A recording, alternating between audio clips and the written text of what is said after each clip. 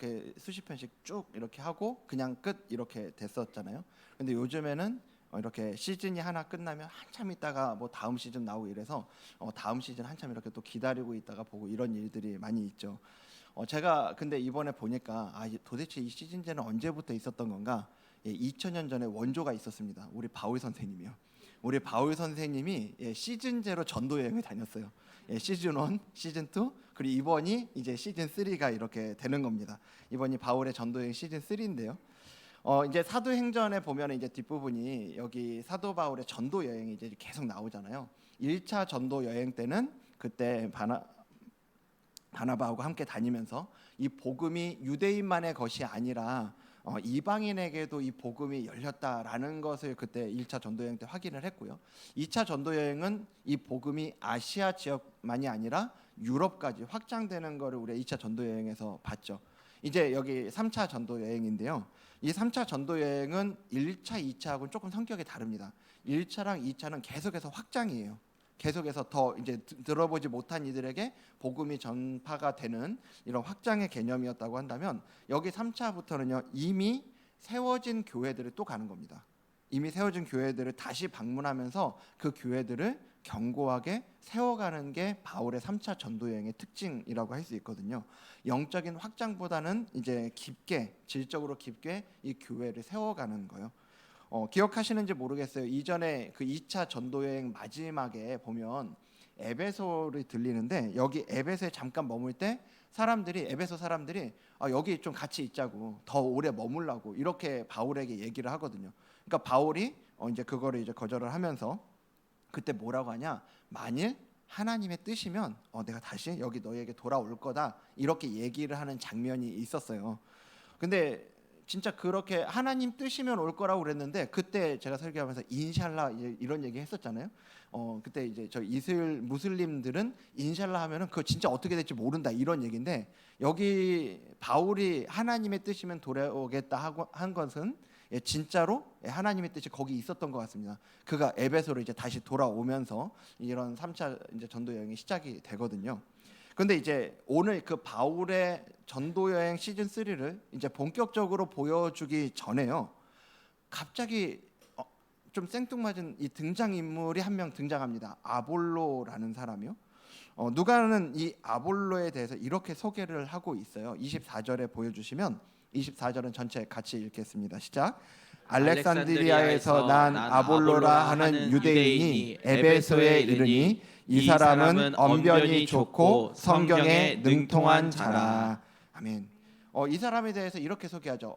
알렉산드리아 출신이라고 얘기를 해요. 그러면서 언변이 좋고 성경에 능통한 자라고 이야기를 하는데, 이 알렉산드리아라는 지역이 어떤 곳이냐면 헬라 문화의, 그리스 문화의 중심지가 이 알렉산드리아였고요. 그리고 종종 말씀드리죠. 구약 성경을 헬라어로 번역한 70인년 성경이 번역이 된 곳도 여기 알렉산드리아예요. 그러니까 이 아볼로가 거기 출신이라고 하는 건 당대 최고 수준의 교육을 받은 사람이라는 걸 우리에게 좀 이렇게 알려주는 얘기인 겁니다. 그러면서 이제 25절에 가보면 이렇게 얘기하거든요. 그가 일찍이 주의 도를 배워 열심으로 예수에 관한 것을 자세히 말하며 가르치나. 그다음 뭐라고요? 요한의 세례만 알 따름이라. 네, 요한의 세례만 알 따름이라 이렇게 얘기를 해요. 이 사람이 주의 도를 배웠고 열심으로 예수에 관한 것을 이제 자세히 말하며 가르쳤어요. 능력도 있고 열심도 있고 성경 지식도 뛰어난 사람이었던 건데, 근데 마지막에 얘기하는 게 요한의 세례만 알 따름이라 라고 얘기를 하는 거예요. 뭔가 부족하다는 뉘앙스를 주고 있는 거죠. 능력 있고 열심 있고 성경에 능통한데 뭔가는 지금 빠져 있다라는 걸 이 표현을 통해서 우리에게 알려주고 있는 거죠. 그리고 나서 이제 19장으로 훌쩍 넘어가서 바울이 에베소에 이제 도착했을 때 얘기를 들려주는데요. 19장 1절 2절에 보면 아볼로가 고린도에 있을 때 바울이 윗지방으로 다녀 에베소에 와서 어떤 제자들을 만나서 이르되, 여기 그 뒤에 읽겠습니다. 시작. 너희가 믿을 때 성령을 받았느냐? 이르되 아니라 우리는 성령이 계심도 듣지 못하였노라. 아멘. 바울이 이 에베소에 도착해서 만난 제자들에게 당신들이 믿을 때 성령을 받았냐 이렇게 물어보는 거죠. 그러니까 제자들이 이렇게 대답하는 거예요. 아니요. 성령이요? 그게 뭔데요? 이렇게 얘기를 하는 겁니다. 제자들이라고 하는데 지금 성령이 계신 줄도 몰랐다는 거예요. 그래서 이제 바울이 이제 그러면 3절에 보면 그러면 너희가 무슨 세례를 받았냐라고 이렇게 물어보니까 이들이 대답합니다. 그 빨간색 읽겠습니다. 요한의 세례니라. 예, 아까 아볼로에서 나온 그 요한의 세례가 여기에 또 나오는 거죠. 예. 아볼로도 요한의 세례만 알았고요. 지금 에베소의 제자들도 여기 요한의 세례만 받았다 얘기를 하는 겁니다. 그러니까 누가가 갑자기 이 아볼로를 등장시킨 건요. 어쩌다가 심심해가지고 등장인물 한 명 더 넣어야 되겠다. 이래서 등장한 게 아볼로가 아니에요. 이 아볼로와 에베소에서 만난 이 제자들의 공통점, 이 요한의 세례라는 이 공통점을 통해서 보여주고 싶은 게 있는 거죠. 능력도 있고 열심도 있어요. 그런데 요한의 세례까지만 안다. 지금 이 얘기를 하면서 뭔가 부족한 걸 얘기하는 겁니다. 온전하지 않은 거죠. 나중에 바울이 이제 로마에서 에베소 교회에 보내는 편지에 이렇게 말하는 장면이 있어요. 에베소서 4장 13절인데요. 거기 보면 우리가 다 하나님의 아들을 믿는 것과 아는 일에 하나가 되어라고 하면서 그 뒤에 읽겠습니다. 온전한 사람을 이루어 그리스도의 장성한 분량이 충만한 데까지 이르리니. 네, 우리의 믿음이 어떤 수준이 되어야 어떤 수준만큼 더 올라가야 구원을 받을 수 있다. 이건 거짓말입니다. 누군가 이렇게 이야기한다면 그거는 거짓말이에요. 하지만요, 동시에 성경은 단 한 번도 우리의 신앙이 당신이 처음 믿을 때 그 수준에 머물러 있어야 된다, 그 자리에 머물러 있어야 된다고 이야기한 적이 단 한 번도 없는 거죠. 바울은 그래서 우리가 온전한 사람, 그리스도의 장성한 분량에 이르러야 한다라고 이르러야 한다 분명히 이야기를 하는 겁니다. 이 바울의 3차 전도 여행이 이미 복음을 전했던 그 교회들의 바로 그것을 지금 이야기하는 이걸 이루어 가기 위한 여정이었다라는 측면을 가지고 이제 오늘 본문을 좀 보기 원하는데요. 그런 면에서 이제 오늘 본문은 우리에게 중요한 질문을 던지고 있는 거예요. 우리는 그럼 과연 온전한 그리스도인으로 성장해 가고 있는가라는 겁니다. 이제 본문을 통해서 그걸 구체적으로 두 가지 질문으로 우리가 보기로 원하는데, 첫 번째는 복음의 초점을 다시 맞추고 있는가라는 거예요. 복음의 초점을 다시 맞추고 있는가. 먼저 아볼로 이야기로 다시 좀 돌아가 볼게요. 25절에 보면 그에 대해서 이렇게 얘기를 하죠. 그가 일찍이 주의 도를 배워 열심으로 누구에 관한 것을? 예수에 관한 것을 자세히 말하며 가르쳤다. 이렇게 얘기를 합니다. 자, 여기 자세히라는 단어가 헬라어로 아크리보스라는 단어예요. 정확하게, 꼼꼼하게라는 이런 의미를 갖고 있는 거죠. 그러니까 아볼로가 대충 가르친 거 아니라는 겁니다. 정확하게 알았고 정확하게 가르쳤다는 거예요. 근데 문제가 있어요. 뭐냐면 그가 알고 있는 게, 그 정확하게 가르치는 게 어디까지였냐? 아까 전에 어디까지였다고요? 요한의 세례까지만, 이렇게 얘기를 하고 있는 거죠. 아니 그럼 도대체 요한의 세례가 뭐길래 그렇게 지금 요한의 세례까지만 안다라고 이렇게 얘기를 하고 있냐? 누가복음 3장 3절에 요한의 세례에 대해서 이렇게 얘기를 하죠. 요한이 요단강 부근 각처에 와서 제사함을 받게 하는 어떤 세례? 회개의 세례를 전파했다라고 요한의 세례를 누가복음에서 이렇게 이미 얘기를 한 적이 있습니다. 그러니까 지금 너희들이 살고 있는 그 잘못된 삶의 자리에서 돌이켜야 된다라고 했다는 거예요. 그래서 우리가 시간상 다 보지는 않겠지만 요한이 이 뒤에 부자들에게는 뭐라고 얘기하냐? 너네 가지고 있는 걸 좀 나누어주는 삶을 살아라 얘기를 하고요. 세리에게는 정해진 만큼만 세금 걷어라 이야기를 하고, 군인들에게는 받는 급료를 족한 줄 알고 사람들에게 강탈하지 말아라 이렇게 이야기를 하는 장면이 나오거든요. 그렇게 회개해라. 근데 이 회개가 무엇을 위한 거냐?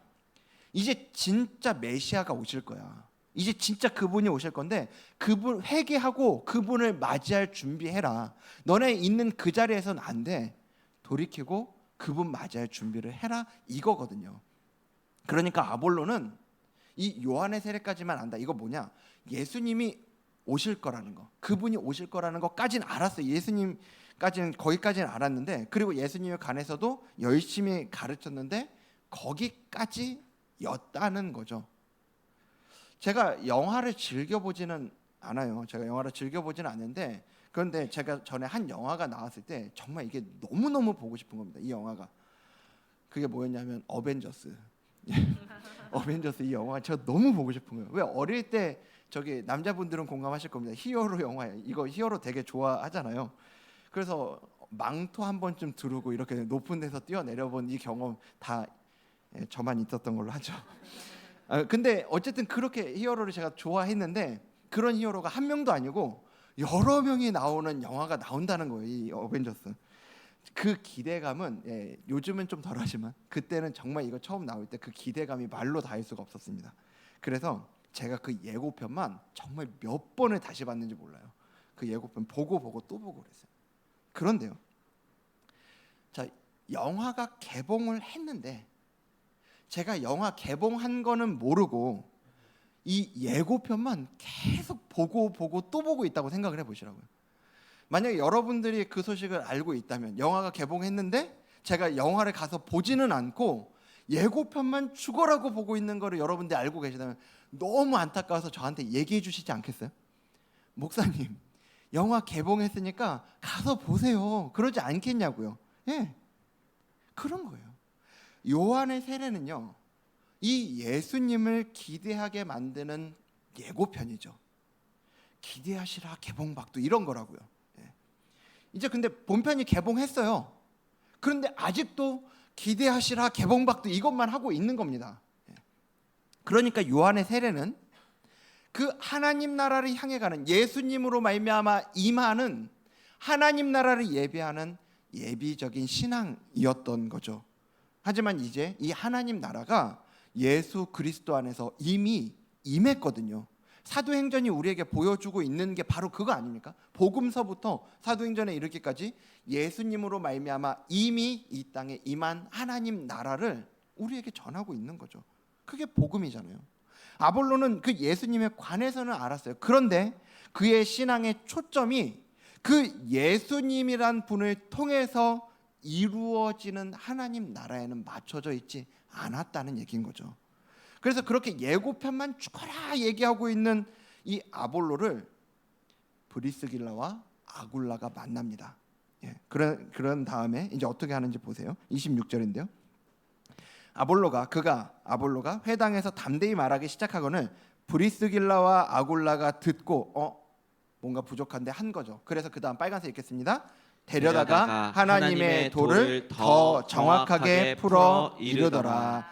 아멘. 여기 더 정확하게라고 나오잖아요. 이게 헬라어로 아크리베스테론이라는 단어인데 아까 전에 이야기한 아크리보스의 비교급이에요. 더 정확하게, 정확한데 더 정확하게. 그러니까 정확하게 가르치던 사람에게 더 정확하게 가르쳐 준 거예요. 뭐를요? 하나님의 도를. 이게 뭐냐 하면요, 단순하게 정보를 더 알려줬다는 얘기가 아니에요. 그게 단순하게 정보를 더 줬다는 얘기가 아니라 그가 그렇게 전하고 있는 예수님에 대한 이야기, 그 복음이 어디에 초점을 맞추고 있는가, 그거를 다시 잡아줬다라는 얘기예요. 그 복음의 초점을 맞춰줬다라는 얘기인 겁니다. 그러니까 아볼로가 기다리던 그 하나님 나라가 기대하시라 개봉박도 이게 예수 그리스도 안에서 이미 완성되었기 때문에 더 이상 그렇게 예고편만 볼 필요 없다 이거예요. 예수님이 십자가에서 우리를 위해 죽으시고 부활하심으로 하나님의 구원이 완성됐고요. 그래서 이제 우리는 더 이상 그 나라를 기다리는 사람이 아니라 그 나라 언제 오지? 정말 그 나라가 빨리 오면 좋겠다. 기다리는 사람이 아니라 그 나라 안에 들어온 사람이라는 거. 예수님으로 말미암아 이미 우리는 그 나라에 들어온 그 나라의 백성이 된 사람이라는 걸 가르쳐줬다 이거죠. 여러분 혹시 우리도 이 예고편만 보고 있는 신앙생활 하고 있는 건 아니냐는 거예요. 하나님을 믿는다고는 하는데요. 그런데 정작 그 하나님이 우리를 위해 보내주신 예수님이 내 신앙의 중심이 아닌 거죠. 교회는 열심히 다녀요. 예배는 열심히 와요. 근데 이 예수님의 십자가와 부활이 내 삶의 방향을 바꿔놓는 게 아니라고요. 착하게 살고 좋은 사람이 되기 위한 그 노력은 해요. 그런데 그 이유가 예수님 사랑하기 때문이 아니고 그냥 내가 스스로 괜찮은 사람이 되고 싶어서, 더 나은 사람이 되고 싶어서 그렇게 애쓰고 있는 모습, 이게 오늘 우리 안에 여전히 남아있는 이 요한의 세례만 아의 따름이라는 그 요한의 세례만 아는 신앙. 하나님을 믿는다고 하는데 복음의 중심까지는 들어가지 못하는 신앙의 어떤 모습이라고 할 수 있겠죠. 나중에 죽어서 천국 가는 거는 막 기다리는데 정작 오늘 내가 살아가는 바로 그 자리가 예수님은, 내가 믿는 그 예수님으로 말미암는 예수님의 통치가 있는, 예수님의 다스리심이 있는 그 하나님 나라라는 인식이 없이 살아가는 모습이요. 내가 잘못한 것에 대한 회개는 있어요. 나 이렇게 살면 안 되는데, 뭐를 잘못했는지는 알아요. 그거 돌이켜야지, 이런 마음은 있어요. 그런데 내가 그리스도 안에 있는 사람이라는 이 확신, 그 복음 안에서 나에 대한 내가 누구인지 아는 정체성이 없는 거, 그게 바로 요한의 세례만 아는 신앙이라고요. 하나님 나라를 원하고 기다리기는 하지만 그 나라가 예수님, 내가 믿는다는 그 예수님 안에서 이미 이루어지고 완성됐다라는 걸 모르는 거죠. 그래서 여러분, 우리에게 필요한 게 뭐냐면요, 말씀으로 우리의 초점을 교정하는 겁니다. 더 이상 예고편에만 머무르지 않으려면요, 이 본편을 우리에게 전하고 있는 이 말씀으로 우리를 자꾸 초점을 교정을 받아야 된다는 거예요. 우리는 자꾸만 내가 조금 뭐 이렇게 알잖아요. 뭔가를 조금 아는 것 같고 뭔가 이렇게 된 것 같으면 습관적으로 내 방식대로 신앙생활 하려고 하는 그 모습이 우리 안에 다 있어요. 편하고 익숙한 대로요. 그런데 우리가 이 말씀 앞에 설 때 말씀이 우리 마음을 비춰주시거든요. 말씀 앞에 설 때 종종 주님 물으시는 질문이 있습니다. 종혁아, 지금 네 초점이 어디에 있냐? 지금 네 기준이 뭐야? 너야 예수님이야? 물으시는 거예요. 우리가 말씀 앞에 설 때 주님이 같은 질문을 던지실 겁니다. 여러분, 그 질문 앞에서 우리가 기억해야 될 게 있어요. 신앙의 능력은 내가 내 어떤 노력의 수준에 달려 있는 게 아니고요, 내가 어떻게 더 해야 된다 여기에 달려 있는 게 아니라, 이 신앙의 능력이라고 하는 건 예수님이 이루신 구원에서 나온다는 걸 기억하셔야 됩니다. 그리고 신앙의 목표는요, 내가 교회 다니면서 조금 더 윤리적으로 도덕적으로 나은 사람이 되는 게 우리의 목표가 아니에요. 우리 신앙의 이 목표는 예수님 안에서 이미 시작된 하나님 나라를 살아가는 것, 그게 우리 신앙의 목표거든요. 바로 말씀을, 우리가 말씀 앞에 겸손하게 있을 때 말씀이 그렇게 우리의 초점을 바로 잡아가는 거예요. 날마다. 아볼로는요, 성경이 이야기하잖아요. 정확하게 알았다고 생각했어요. 하지만 그는 여전히 더 정확하게 알아야 할 게 남아 있었다는 거죠. 우리도 마찬가지입니다. 내가 충분히 안다고 생각하는 순간 우리의 신앙은 거기서 멈춰요. 그래서 우리에게 필요한 게 이 겸손하게 말씀 앞에 계속해서 서 가는 거예요. 말씀을 읽을 때 이거 아는 말씀이지, 이거 들어본 얘긴데, 이거 그때 목사님 설교했는데, 이런 식으로 말씀을 읽는 게 아니고요, 내가 과거에 가졌던 정보를 가지고 이 말씀 그냥 이거 아는 이야기지로 받아들이는 게 아니라, 하나님 정말 이 말씀이 무슨 의미입니까? 그리고 오늘 이 말씀을 통해서 저에게 뭐를 일깨우시고 싶으십니까? 물으시는 거예요. 물으시면서 말씀을 보셔야 돼요. 그렇게 말씀을 읽다 보면 그 말씀이 우리를 불편하게 하실 때가 있거든요. 말씀 때문에 불편해질 때가 생겨요. 여러분, 그때 기뻐하셔야 돼요. 말씀이 들리는구나 아셔야 돼요. 말씀을 읽을 때 위로받는 것 좋죠. 평화를 얻는 것 좋습니다. 하지만 말씀이 우리를 불편하게 하는 그 지점까지 우리는 반드시 가야 된다고요.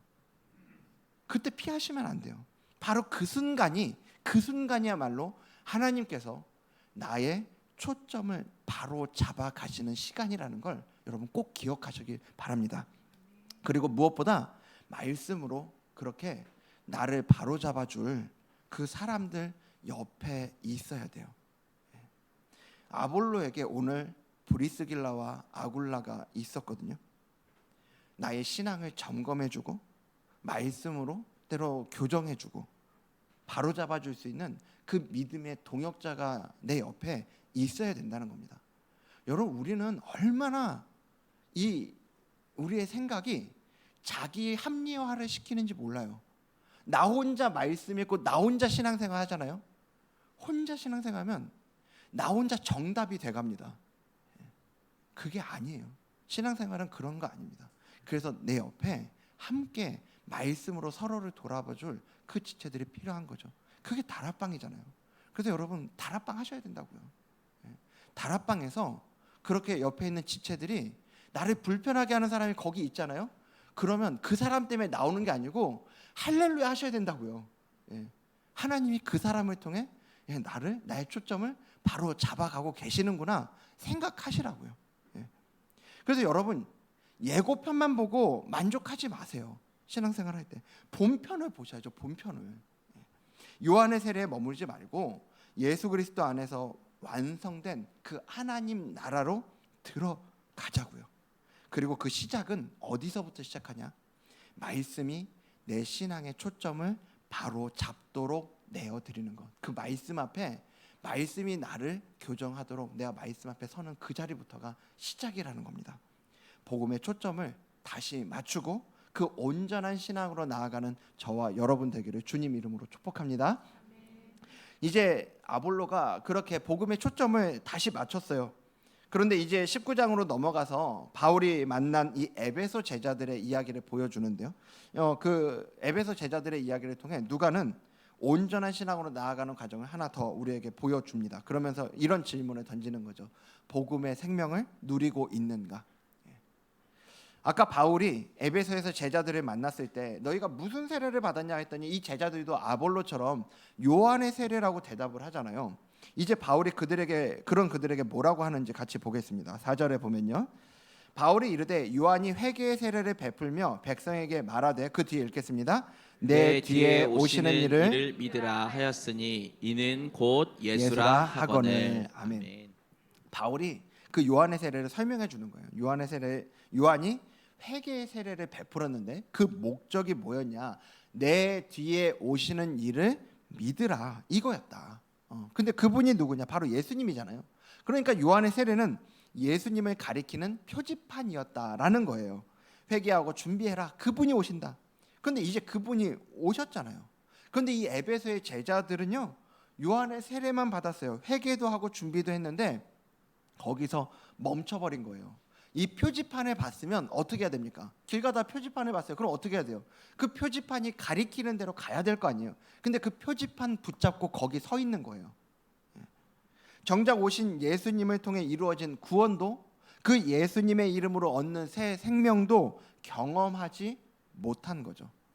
아볼로는 이 복음의 초점이 어디에 맞춰져야 되는지를 몰랐다고 한다면, 이 에베소의 제자들은요, 회개는 하고 돌이키기는 했는데 더 이상 이전처럼 살지는 않는다는 얘기죠. 하지만 이제 나아가야 할 방향이 있는데 이 돌이킴이 새로운 생명의 방향으로 이어지지 않고 있는 거예요. 그러면서 우리를 좀 돌아보면요, 우리 안에도 이런 모습이 있지 않냐라는 거예요. 예배는 드리는데 이 예배에 기쁨은 없고, 기도는 한다고 하는데 그 기도에 응답을 기대하지도 않고, 성경을 읽는다고는 하는데 그 말씀이 내 삶을 바꾸지를 않는 거죠. 말씀을 읽는다고 하는데 아무런 내 삶에 의미가 없는 그런 모습들이에요. 교회 다니면서 쌓이는 지식은 있어요. 근데 그게 실제 내 삶에서 능력으로 나타나는 경험이 없는 거예요. 경건의 형식은 있는데 그 능력이 없으니까 자꾸 이 신앙생활이 어떻게 돼가냐? 의무처럼요. 의무적으로 신앙생활하는 거죠. 족쇄가 돼서 이 신앙생활을 하고 있는 겁니다. 이제 바울이 그들에게 요한의 세례가 가리키는 분이 바로 예수님이었다라는 걸 알려준 다음에 이제 뭐를 하는지를 보겠습니다. 5절부터 볼게요. 그들이 듣고 주 예수의 이름으로 세례를 받으니 바울이 그들에게 안수하며, 그 뒤에 빨간색 읽겠습니다. 성령이 그들에게 임하심으로 방언도 하고 예언도 하니. 그러면서 7절에 모두 12사람쯤 되니라 라고 이야기를 합니다. 주 예수의 이름으로 세례를 베풀어요. 그리고 안수했더니 성령이 임하셨어요. 그러니까 이제 방언도 하고 예언도 했다 이야기를 하는데, 이게 뭐냐면 2장의 마가의 다락방에서요. 그때 오순절에 성령님이 임하셨을 때 나타난 그 표지 방언. 그게 여기서도 조금도 다르지 않게 이 이방인 에베소에 있는 제자들에게도 동일하게 나타났다라는 걸 이야기하는 겁니다. 그러면서 여기 12사람쯤 됐다 이야기하잖아요. 이 12사람은 이스라엘에게 있어서 성경에서 상징적인 숫자죠. 전체를 보여주는 숫자입니다. 그러니까 이제 새로운 이스라엘, 새로운 하나님의 백성들 전체 위에 동일하게 임하시는 이 성령님을 여기 이렇게 그림으로 보여주는 장면이 바로 오늘 이 장면인 거예요. 그러니까 그 전까지는 회개만 있었던 사람들인데 이제 그 안에 성령님으로 말미암는 생명이 들어온 겁니다. 형식만 있었던 이 신앙이 이제 살아 움직이기 시작한 거죠. 여러분, 그래서 성령이 임하신다는 게 뭐냐? 성령이 임하신다는 건 방언이 터지고 뭐 예언하는 것처럼 특별한 어떤 체험을 하는 것 자체를 얘기하는 거 아닙니다. 체험이 성령의 임함을 이야기하는 게 아니에요. 복음이 단순히 내가 아는 지식에서 지금 나를 살아 움직이게 만드는 생명이 되도록 하는 것. 그게 성령님이 임하실 때 이루어지는 일이라고요. 그래서 성령님이 임하시면 예배가 의무가 아니라 하나님과의 만남이 되고요. 기도 말씀이 정보가 아니라 능력이 됩니다. 기도가 형식이 아니라 정말 하나님과의 친밀한 교제가 이루어지는 그 대화가 되는 거예요. 성령님이 임하시면요. 성령님이 그 일들을 이루신다고요. 내가 아는 예수님이 이제 나를 사로잡으시고 나를 움직이시고 나를 살게 하시는 거예요. 그게 성령이 우리를 살아 움직이게 하신다는 거거든요. 그런데요, 우리 안에서 성령님이 그 일을 이제 하실 때 무엇보다 먼저 일으키시는 기적이 있는데요. 그게 뭐냐면 바로 예수님이 믿어지는 기적이죠. 우리가 한 주간 암송했던 말씀이요. 로마서 10장 9절. 내가 만일 내 입으로 예수를 주로 시인하며 또 하나님께서 그를 죽은 자 가운데서 살리신 것을 내 마음에 믿으면 구원을 받으리라 했잖아요. 예수님을 주로 시인하고 우리의 죄를 대신해서 십자가에서 죽으신 그 예수님을 하나님께서 다시 살리신 것을 믿으면 구원을 받는다고 여기 얘기해요. 여러분, 이걸 가능하게 하는 게, 그렇게 입으로 시인하고 마음으로 믿어지는 걸 가능하게 하는 게 바로 우리 가운데 오신 성령께서 일으키시는 가장 크고 가장 중요한 기적이고 능력이라고요. 이게요, 그냥 입으로 시인할게요 한다고 시인되는 게 아니고요. 그냥 믿을게요 한다고 믿어지는 게 아니죠. 뭐 믿어주는 척은 할 수 있겠죠. 믿어주는 척은 할 수 있는데 믿어지는 건 다른 얘기예요. 안 믿어지는 걸 어떻게 믿으라고 강요할 수 있냐고요. 그래서요, 이거는 오로지 성령의 능력이에요. 믿어지지 않는 분 계세요? 정말 교회에 이렇게 예배를 드리고 오래 신앙생활 하는데 믿어지지 않는 분이 계십니까? 여러분에게 믿으세요 강요할 수가 없는 겁니다. 우리가 할 수 있는 건 겸손하게 은혜를 구하는 것밖에 없어요. 믿고 싶은데 믿어지지 않는다면 그냥 그 마음 그대로 주님께 솔직하게 안 믿어진다고 하시라고요. 그래서 내 힘으로는 안 되니 성령님께서 불쌍히 여기셔서 그 믿음을 일으켜 달라고, 예수님이 저의 주님이시라는 그 고백이 제 입에서 나오게 해달라고, 그렇게 믿어지는 은혜를 구하는 겁니다. 그래서 우리가 할 일은 뭐냐면 내 힘으로 믿어보려고 애쓰는 게 아니라 겸손하게 성령님께 나를 열어드리는 거예요. 에베소 제자들 보세요.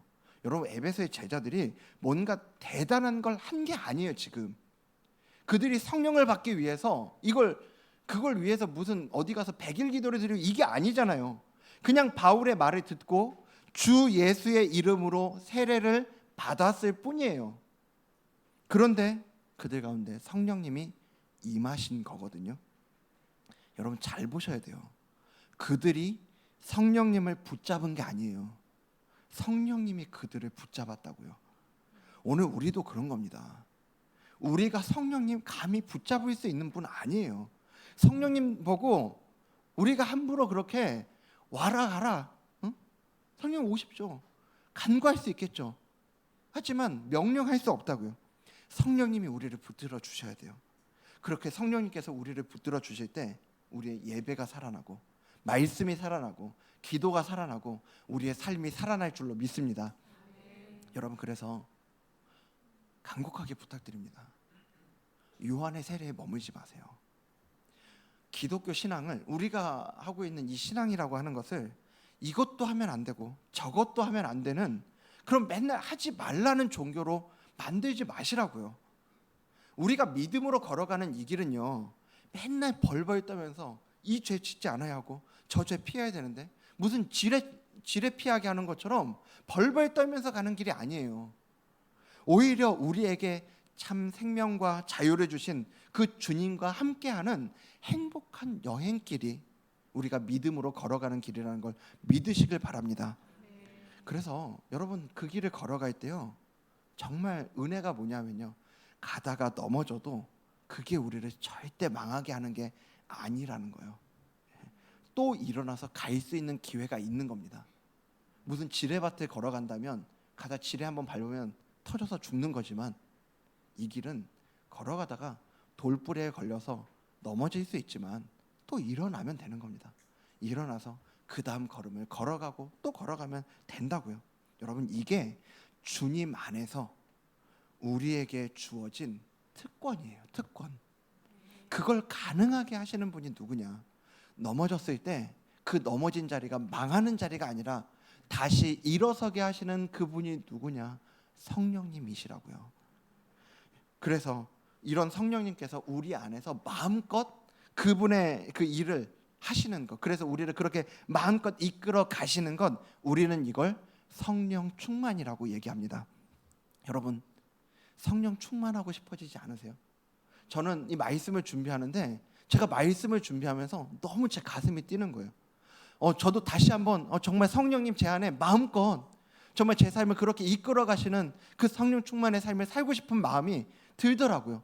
그리고 이 말씀을 같이 나누는 여러분들도 누구도 빠짐없이 정말 성령님께서 마음껏 우리의 삶을 이끌어 가시는 그 성령 충만을 경험하시면 좋겠다, 그 성령 충만의 삶을 살아가시면 좋겠다, 이 마음이 제가 말씀을 준비하는데 너무 많이 들더라고요. 그래서 기도하는 마음으로 이 말씀을 준비했거든요.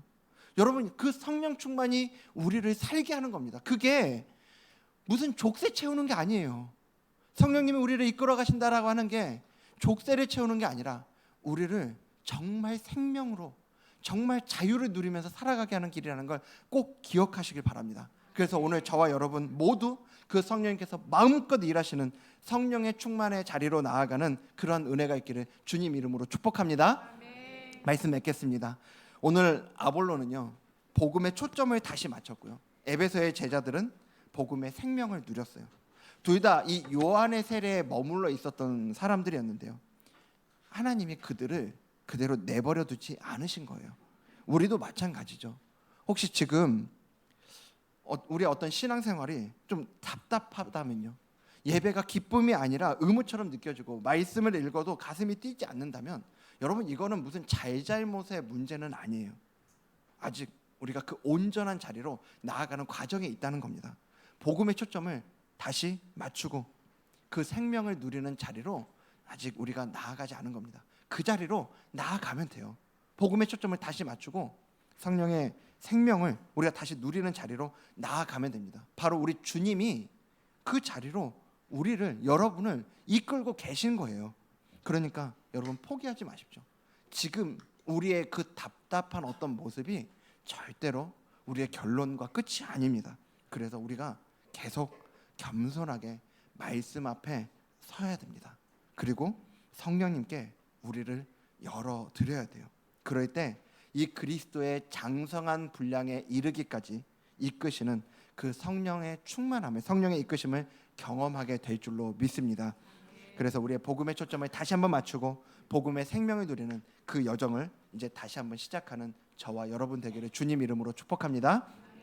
말씀을 기억하면서 우리 함께 찬양하며 나아가기 원하는데요. 우리 살아가는 모든 날들이 함께 예전에도 불렀던 찬양인데 함께 이 찬양 함께 고백하면서 나아가도록 하겠습니다.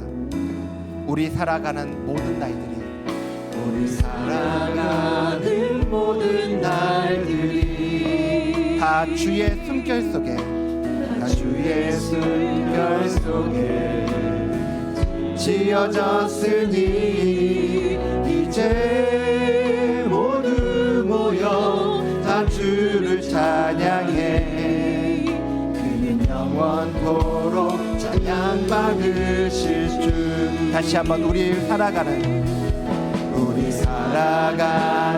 모든 날들이 다 주의 숨결 속에 다 주의 숨결 속에 지어졌으니 이제 모두 모여 다 주를 찬양해 그는 영원토록 찬양받으실 주. 우리 함께 찬양하며 걸어가리. 우리 발걸음 그가 이끌어 주신다. 잠시 넘어져도 여러분 절대 낙심하지 마십시오. 시작하신 우리 주님 그 끝을 반드시 이루어 주실 겁니다. 우리 다시 한번 처음부터 고백합니다. 목소리 높여서 우리 살아가는 모든 날들이 다 주의 숨결 속에 다 주의 숨결 속에 지어졌으니 이제 모두 모여 다 주를 찬양해 그는 영원토록 찬양받으시. 우리 함께 찬양하며 걸어가리. 우리 발걸음 그가 이끌어 주시리. 잠시 넘어져도 낙심치 말 것을 시작하신 우리 주 한 번 더 고백합니다. 우리 함께 찬양하며 걸어가리. 우리 발걸음 우리 주님이 이끌어주고 계십니다. 우리 걸어가다 넘어질 수 있어요. 여러분 그래도 낙심하지 마십시오. 왜냐하면 시작하신 우리 주님이 반드시 끝까지 이루어 주실 것이기 때문에 그렇습니다.